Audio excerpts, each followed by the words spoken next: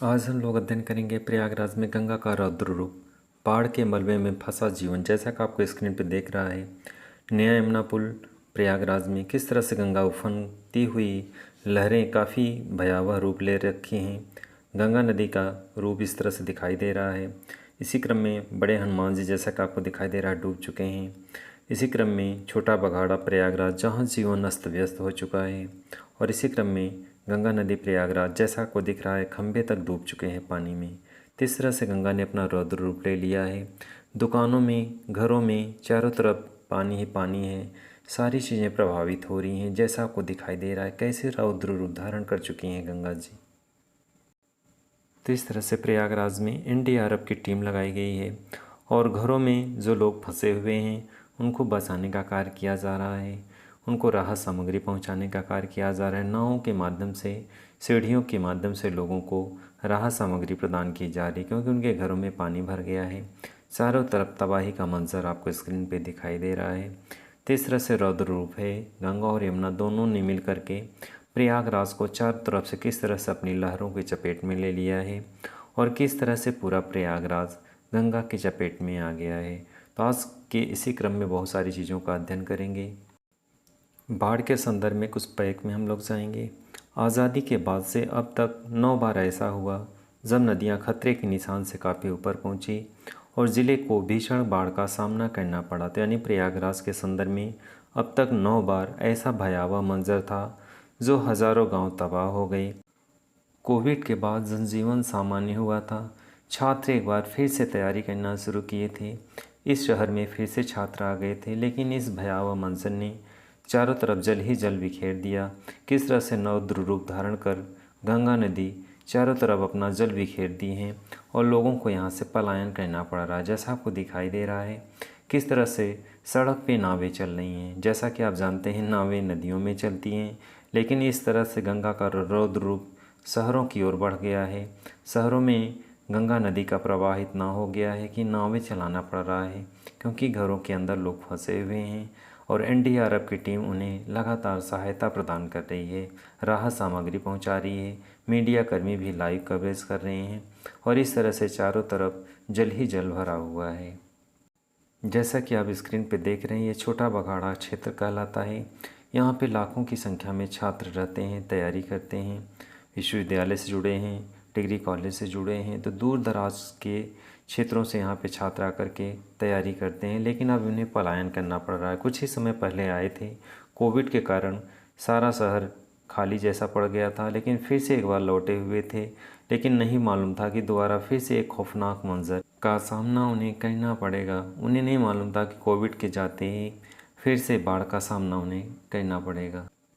Dear student, जैसा कि आप जानते हैं, आज़ादी के बाद से ही इस प्रयागराज को 9 बार बाढ़ का सामना करना पड़ा। 9 बार ऐसी स्थिति बनी जब नदियां खतरे के निशान के काफ़ी ऊपर पहुंची और ज़िले को भीषण बाढ़ का सामना करना पड़ा। ऐसे हज़ारों गांव तबाह हो गए, करोड़ों की लागत की फसलें नष्ट हो गई, बड़ी संख्या में लोग बेघर हो गए। बाढ़ के संदर्भ में कुछ डेट हैं, जैसे 1948 में भीषण बाढ़ आई थी, 1956 में, 1967 में, 1971 में, 1978 में, 1983, 2003, 2013 और 2016। इन सालों में बहुत ही भीषण बाढ़ आई, लेकिन इसमें सबसे भयावह मंजर 1978 का मंजर था। प्रयागराज जिले में खतरे के निशान को पार करने के बाद उफनाती गंगा यमुना को देखकर लोगों ने 1978 में आई बाढ़ की याद आने लगी है। कहते हैं कि 1978 की बाढ़ बहुत भयावह थी।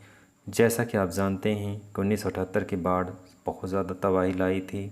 लाखों की संख्या में लोग बेघर हो गए थे, बहुत सारा फसल नष्ट हो गया था और उसी को मंज़र को फिर से लोग याद कर रहे हैं। जिस स्तर से जल स्तर बढ़ रहा है, घरों के अंदर पानी प्रवेश कर रहा है, लोगों को 1978 की बाढ़ की याद फिर से याद आने लगी है।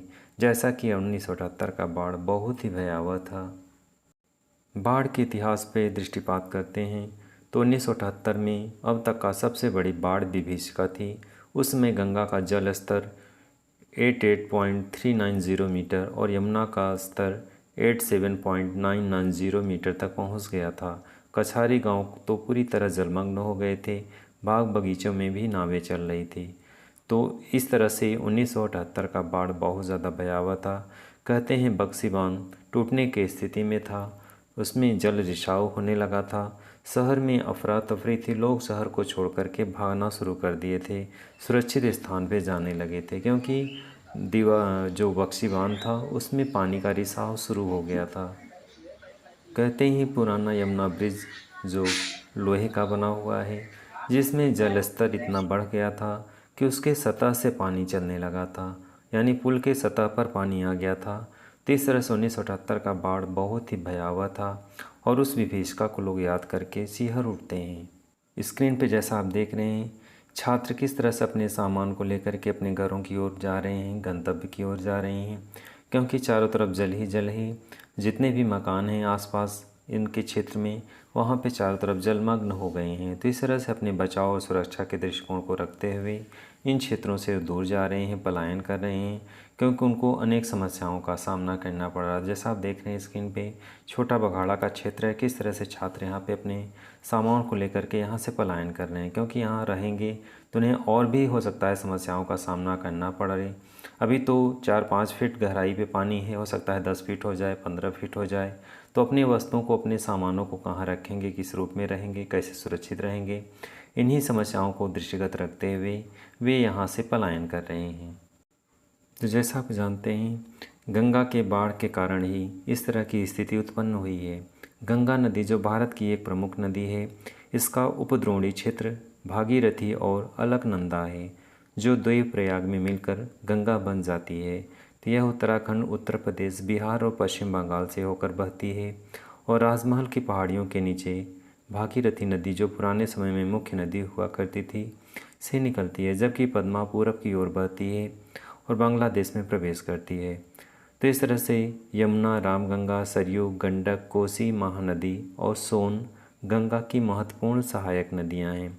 चंबल और बेतवा महत्वपूर्ण उप सहायक नदियां हैं, जो गंगा से मिलने से पहले यमुना में मिल जाती हैं। डेशन कुछ बताना आपको चाहते हैं कि जो नदियां हैं, ये गंगा की जो सहायक नदियां हैं ग्रीष्मकाल में सूखी रहती हैं, लेकिन जब बरसात का मौसम होता है तो सभी नदियों का जल इसी गंगा नदी में मिल जाता है, जिसके कारण बाढ़ की स्थिति उत्पन्न होती है। बाढ़ से बचाव के लिए कुछ सामान्य चीज़ों को भी रखें और स्वयं जागरूक रहें और दूसरों को भी जागरूक रखें। तो कुछ आवश्यक सामग्री है, उन्हें ज़रूर रखें, उनका होना आवश्यक है। जैसे टार्च और अतिरिक्त बैटरियाँ यानी सेल पास में रखें। विद्युत आपूर्ति रोकी जा सकती है, इसलिए इन चीज़ों का होना आवश्यक है। बैटरी चालित रेडियो, ट्रांजिस्टर और अतिरिक्त बैटरियाँ सेल रखें। बैंडेज, गौंज, कटने जलने की दवा ज़रूर रखें। पेट खराब, बुखार, दर्द इत्यादि की दवा भी रखें साथ में, जो दवा घर के कोई सदस्य को नियमित लेना पड़ता है। स्क्रीन पे बार बार आप देख रहे हैं किस तरह से छात्रों का पलायन हो रहा है। जिन क्षेत्रों में जल भराव है वहाँ से छात्र पलायन कर रहे हैं। तो ये छोटा बघाड़ा का क्षेत्र था। अब बक्सी बांध का क्षेत्र आप देख रहे हैं किस तरह से बक्सी बांध के पास में जल आसपास जमा हो गया है और बक्सी बांध को टच कर रहा है। तो इस तरह से गंगा की विशाल लहरें चारों तरफ अपनी उफनती हुई स्थिति को दर्श करा रही हैं। जैसा आपको दिखाई दे रहा है, ये छोटा बघाड़ा का क्षेत्र है। कैसे जल भराव के कारण घरों में पानी भर गया है, दूर दूर तक जल कैसे दिखाई दे रहा है आपको, घरों के फर्स्ट फ्लोर तक पानी घुस गया है और चारों तरफ जो देख रहे हैं आप किस तरह से दूर दूर तक जल ही जल दिखाई दे रहा है। स्क्रीन पे जैसा आपको दिखाई दे रहा है, यह सरस्वती घाट का क्षेत्र है और किस तरह से जल स्तर इतना ज़्यादा बढ़ गया है कि ये बांध तक, यानी सड़क का जो बांध बनाया गया है उसके पास तक जल स्तर आ गया है। तो इस तरह से गंगा की उफनती लहरें और यमुना की उफनती लहरें किस तरह से जो बांध बनाए गए हैं उन बांध तक दस्तक दे रही हैं। तो ये आपको दिख रहा है जैसा कि सरस्वती घाट क्षेत्र है और यमुना जी किस तरह से अपना रौद्र रूप दिखा रहे हैं। तो इस तरह से इधर से यमुना जी प्रवाहित होती हैं और आगे से चल करके गंगा जी प्रवाहित होते हुए इस यमुना नदी में समाहित हो जाती हैं, यानी दोनों का संगम हो जाता है और फिर संगम होने के पश्चात गंगा नदी आगे बढ़ जाती हैं। स्क्रीन पे आपको नया यमुना ब्रिज दिखाई दे रहा है, हैंगिंग ब्रिज है और जैसा आप देख रहे हैं कि यमुना ब्रिज जो बना हुआ है। न्यू यमुना ब्रिज काफ़ी ऊंचाई पे बनाया गया है बाढ़ के दृष्टिकोण को ध्यान में रख करके। हालांकि पुराने ब्रिज में ऊंचाई कम है और ऊंचाई कम होने के कारण जल स्तर पास से दिखता है, तो दोनों में ये अंतर है। पुराना यमुना ब्रिज का जल स्तर पुल से बहुत पास से दिखता है, ऐसा लगता है जैसे पुल के पास पहुंचने वाला है, 5-6 मीटर रह गया है। जबकि नया यमुना ब्रिज जो है उसकी ऊंचाई बहुत ज़्यादा है पुराने पुल की अपेक्षा। फिर भी यहाँ पे भी जल स्तर काफ़ी बढ़ चुका है और जैसा आपको दिखाई दे रहा है ऐसा लग रहा है जैसे पुल को टच कर जाएगा, लेकिन हालांकि अभी बहुत नीचे है। लेकिन गंगा और यमुना का रौद्र रूप देख करके एक भयावह मानसिक स्थिति बनती है। जैसा आपको स्क्रीन पे दिखाई दे रहा है ये न्यू यमुना ब्रिज है और किस तरह से लोगों या सैलानियों की भीड़ जमा हो गई है इस बाढ़ को देखने के लिए। जैसा दिख रहा है आपको कि नया यमुना पुल है और जो स्टार्टिंग में पावे के पास जो है यानी यमुना जी जहाँ से स्टार्ट होती हैं उसके किनारे में किस तरह से सीढ़ियाँ बनाई गई हैं। इस सीढ़ियों के माध्यम से आप न्यू यमुना ब्रिज में ऊपर चढ़ सकते हैं और नीचे आने का ये रास्ता है। तो यहाँ पे भी जल भराव हो गया है, यानी यमुना जी की लहरें यहाँ भी प्रवाहित हो रही हैं और इस तरह से बाढ़ के कारण यहाँ पे बांध के पास में बिल्कुल पानी आ गया है और इस तरह से जल स्तर काफ़ी बढ़ने के कारण लोगों के मन में विविध प्रकार के संशय की स्थिति उत्पन्न हो गई है। इसी क्रम में जल भराव को देखने के लिए कुछ छात्र हमारे साथ जुड़े हुए हैं, उनका व्यू लेंगे कि वो किस रूप में अपने संसाधन के प्रति रुचि रखते हैं, किस रूप में रिवर के प्रति अपना इंटरेस्ट रखते हैं, तो उन्हीं के संदर्भ में उनका व्यू लेंगे। हेलो स्टूडेंट, हम लोग आज गंगा रिवर का लाइव कवरेज कर रहे हैं और जैसा कि आप देख रहे हैं वाटरफॉल का कवरेज भी लगातार किए हैं। आज गंगा रिवर का कवरेज कर रहे हैं। तो जैसा आप जानते हैं गंगा रिवर सिस्टम पूरा विस्तार से आपको बताएंगे। हमारे साथ कुछ गार्जियंस जुड़े हैं, कुछ स्टूडेंट जुड़ी हैं, उनसे हम लाइव कवरेज करना चाह रहे हैं, उनसे इंट्रो लेना चाह रहे हैं कि यहाँ पर उनका क्या एक्सपीरियंस रहा है। हमारे साथ एक सुनीता मैम आई हैं यहाँ पर घूमने, उनसे चलिए स्टार्ट करते हैं और बातें करते हैं कि क्या क्या उनका यहाँ का एक्सपीरियंस रहा है। सुनीता मैम जी इलाहाबाद से बिलोंग करती हैं। तो मैम यहाँ पे आप रिवर सिस्टम बच्चों को घुमाने लेके आए हैं, आपका कोई कैसा एक्सपीरियंस रहा उसके बारे में थोड़ा बताएं। मुझे बहुत अच्छा लगा। बच्चों को मैं इसलिए ले आई हूँ कि यहाँ देखें और कुछ सीखें अपने इलाहाबाद नगरी से। जी जी, जो हमारी कला और संस्कृति का केंद्र है वो देखें, यहाँ पास कितनी अच्छी जगह है। जी जी, तो बच्चे ऐतिहासिक स्थल पे जाते हैं तो उनको सीखने का मौका मिलेगा, सीखने को मिलता है। जी जी। मैम आने वाले स्टूडेंट को क्या कहना चाहेंगे जो बच्चे इधर उधर घूमते हैं? आप यहाँ संगम आएँ और देखें जी कि यहाँ पास कितनी अच्छी जगह है, यहाँ पर घूमने को आपको कुछ सीखने को मिलेगी, सीखने को मिलेगा। अच्छी जगह है, संगम जी जी। है। तो बच्चे जैसा कि आप बुक्स में पढ़ते थे संगम क्या होता था, लेकिन रियल में यहाँ पे आएंगे देखेंगे गंगा और यमुना का किस तरह से संगम है और दोनों नदियाँ मिलती हैं। तो दीवार बीच में नहीं बनाया गया, फिर भी कलर अलग अलग है। तो ये मतलब एक आध्यात्मिक और वैज्ञानिक तर्कों का केंद्र है, बहुत सारी चीज़ें देखने को मिलता है। किला यहाँ पे है, आनंद भवन है। जी जी, तो बहुत ऐतिहासिक स्थल है, काफ़ी चीज़ है यहाँ पास देखने को। तो ऐसे गार्जियंस को क्या कहना चाहेंगे जो गार्जियंस लेके नहीं आते बच्चों को? यहाँ पर लेके आए बच्चों को, मॉल ना ले जाकर यहाँ पर लेके आए। जी जी, ताकि यहाँ पर कुछ सीखने को मिलेंगे बच्चों को और कुछ अच्छी जगह है। जी जी, तो आप यहाँ पर आएँ जरूर। तो अपनी कला और संस्कृति को संरक्षित रखें और उनके पास में रहें। उनके पास में रहें। जी जी, और टच में थोड़ा रहें। Thank you ma'am. हमारे साथ एक छात्रा जुड़ी हैं, शिवांगी जी हैं, उनसे बात करते हैं उनका क्या व्यू है। चलिए स्टार्ट करते हैं। शिवांगी जी अपना इंट्रो पहले देंगे, उसके बाद आपसे क्वेश्चन करते हैं। पहले अपना इंट्रो देंगे, आप कहाँ से बिलोंग करते हैं और आपका नाम क्या है? इलाहाबाद, और मेरा नाम शिवांगी। जी जी, इलाहाबाद से बिलोंग करते हैं। तो आप यहाँ पे गंगा रिवर देखने आई हैं, तो आपको गंगा रिवर कैसा लगा? अच्छा लगा। आप किस क्लास की छात्रा हैं? 12th की कंप्लीट हो गया। तो जैसा आप देख रहे हैं कि स्टूडेंट जो बुक्स पढ़ते पढ़ते बोर हो चुके हैं, अब बाहर निकल रहे हैं और प्रकृति के पास में आ रहे हैं। अपने रेस्टोरेंट या इधर उधर मॉल्स में घूमने के बजाय अगर आप गंगा रिवर देखने आते हैं तो बेहतर विकल्प आपके सामने और कुछ सीखने को भी मिलता है। तो अपने प्रकृति, कला और संस्कृति के पास में रहेंगे और आने वाले टाइम में जो हमारे पास संसाधन के बारे में बेहतर समझेंगे। तो आपका गंगा रिवर के बारे में कुछ यहाँ पे आई तो कुछ सीखने को मिला कि यहाँ पे 2 नदियों का संगम है ना? किन किन नदियों का संगम है? गंगा और यमुना का। तो जैसा आप जानते हैं कि गंगा और यमुना का संगम है प्रयागराज में और काफ़ी अपना एक ऐतिहासिक इसका महत्व है। और यहाँ पे मेले लगता है ना, कुंभ में मेला लगता है यहाँ पे। तो जैसा कि मेले का आयोजन होता है गंगा रिवर सिस्टम में। गंगा जी कहाँ से निकली हैं, कुछ आइडिया है? हिमालय से। तो हमारे स्टूडेंट जानते हैं कि गंगा जी जो है ग्लेशियर से निकलती हैं, हिमालय से निकली हैं और वहाँ से वो चल करके यहाँ पे आती हैं और गंगा यमुना के यहाँ पे संगम है। तो आपने यहाँ पे घूमने आया, आपको कैसा यहाँ पे लगा? अच्छा लगा, काफ़ी अच्छा लगा ना। तो आने वाले स्टूडेंट को क्या बोलना चाहेंगे जो घर बैठे हैं, वो कहाँ पे आएँ? गंगा रिवर संगम है और यहाँ पे गंगा रिवर को देखा और उनको कुछ सीखने को मौका मिलेगा। शिवांगी जी, आपसे एक क्वेश्चन करना चाह रहे हैं, जैसा कि आप रिजल्ट भी आ गया है, आप पास भी हो चुकी हैं, तो जैसा आप जान रहे हैं कि स्टूडेंट में आजकल बॉयज़ पढ़ने में आगे पढ़ नहीं रहे हैं, उतने मार्क्स अच्छे नहीं आते, या फिर जॉब भी करते हैं तो हर फील्ड में उतने लड़के नहीं जा पा रहे जितनी लड़कियाँ हर फील्ड में जा रही हैं, तो लड़कियाँ बहुत आगे बढ़ रही हैं, उसके बारे में अपना क्या व्यू देना चाहेंगी शिवांगी जी? को ज़्यादा ध्यान दिया जाता है, केयर की जाती है, उनकी हर इच्छा पूरी करते हैं, और लड़कियों को नहीं करते हैं, तब भी लड़कियां आगे बढ़ रही हैं। लड़कियां आगे बढ़ती हैं क्योंकि मन लगा के पढ़ती हैं ना। लड़के जो है इधर उधर घूमते हैं, उनके लिए गार्जियंस नहीं बोलते कहाँ जा रहे हो, किस तरह से क्या कर रहे हो, लेकिन लड़कियां जो है घर का काम भी करती हैं और पढ़ती भी हैं, दो चीज़ें एक साथ करती हैं। तो लेकिन इसके साथ मतलब कम तवज्जो मिलने के बाद भी वो हर फील्ड में आगे हैं आज के टाइम में। तो अब 21वीं सदी चल रहा है, 21वीं सदी जो है महिला सशक्तिकरण का युग चल रहा है, और ऐसे में आपको जो है मौका नहीं मिलता, फिर भी आप ज़रा सा भी मौका मिलता तो आप हर फील्ड में आगे चले जाते हो ना।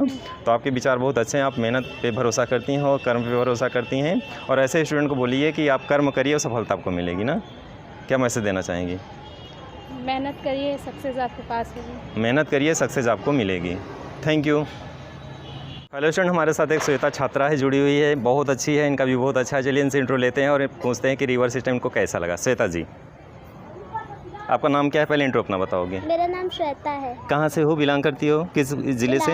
इलाहाबाद से बिलोंग करती हैं, हम भी इलाहाबाद से बिलोंग करते हैं ना। तो चलिए ठीक है, एक ही डिस्ट्रिक्ट हम लोग हैं।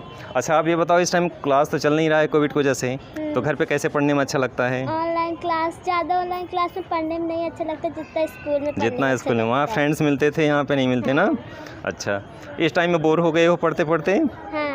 तो आपको रिवर सिस्टम कैसे लगा? अच्छा लगा। अच्छा लगा। जो बच्चे घर पे बैठे हैं, मॉल्स में जाते हैं, इधर उधर घूमने जाते हैं, उनको क्या बोलोगे आप मॉल में या तो फिर वहाँ मत जाइए, आप यहाँ आइए, आपको कुछ सीखने को मिलेगा। वेरी गुड, बहुत अच्छा, क्या नेक विचार है स्टूडेंट। जो स्टूडेंट इस वीडियो को देखेंगे तो उनको ये सीख मिलनी चाहिए। एक छोटी सी बच्ची है और इतना जागरूक है, कोई एक अच्छा मैसेज दे रही है कि आप मॉल्स में ना जाएं बल्कि ऐसे प्लेस में आएँ जहाँ आपको कुछ सीखने को मिलेगा। तो डियर स्टूडेंट, सारे लोग इस चीज़ को देखें और सुनें और समझें और इस चीज़ को फॉलो करें। एक इतनी छोटी बच्ची अगर ये चीज़ बोल रही तो गार्जियंस को भी बोलना चाहिए। जो गार्जियंस अपने बच्चों को लेकर ऐसे प्लेस पर नहीं आते, उनको भी अब सोचना कि एक छोटी बच्ची का व्यू अगर इस तरह से है तो गार्जियंस का व्यू भी इसी तरह होना चाहिए। Thank you Shweta ji.